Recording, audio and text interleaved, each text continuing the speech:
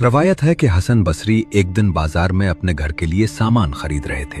घी, चावल, चीनी और दीगर जरूरी चीजें। खरीदारी मुकम्मल हुई तो उन्होंने इर्द गिर्द नजर दौड़ाई कि कोई मजदूर मिल जाए जो ये सामान घर तक पहुंचा दे। इसी असना में एक आदमी उनके सामने से गुजरा जो आहिस्ता आहिस्ता कुछ पढ़ रहा था। उसके होंठ मुसलसल हरकत में थे और करीब जाकर सुनाई दिया, अल्हम्दुलिल्लाह, अस्तगफिरुल्लाह, अल्हम्दुलिल्लाह, अस्तगफिरुल्लाह। हसन बसरी ने नरमी से उसे आवाज दी, भाई क्या तुम मेरा ये सामान घर तक पहुंचा दोगे? आदमी ने मुस्कुराकर फौरन जवाब दिया, जरूर, खुशी से। उसने सामान अपने कंधों पर रखा और दोनों साथ चल पड़े। पूरे रास्ते वही दो अल्फाज उसकी जबान पर जारी रहे, अल्हम्दुलिल्लाह, अस्तगफिरुल्लाह।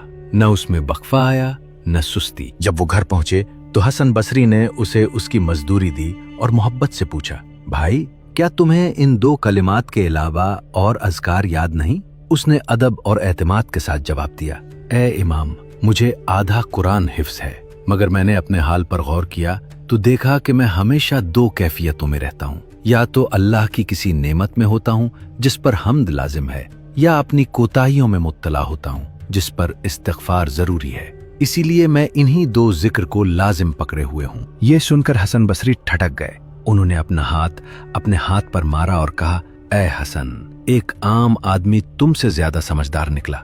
उनके चेहरे पर आजिज़ी और मुस्कुराहट साथ साथ थी, जैसे उन्हें एक सादा इंसान से गहरी हिकमत मिल गई हो। ये वाकया हमें सिखाता है कि असल दानाई सिर्फ इल्म की कसरत में नहीं बल्कि अपने हाल को पहचानने में है। इंसान अगर हर लम्हा या शुक्र में रहे या इस्तिग़फ़ार में तो वो अपने रब के करीब हो जाता है, और यही जिंदगी का असल सरमाया है।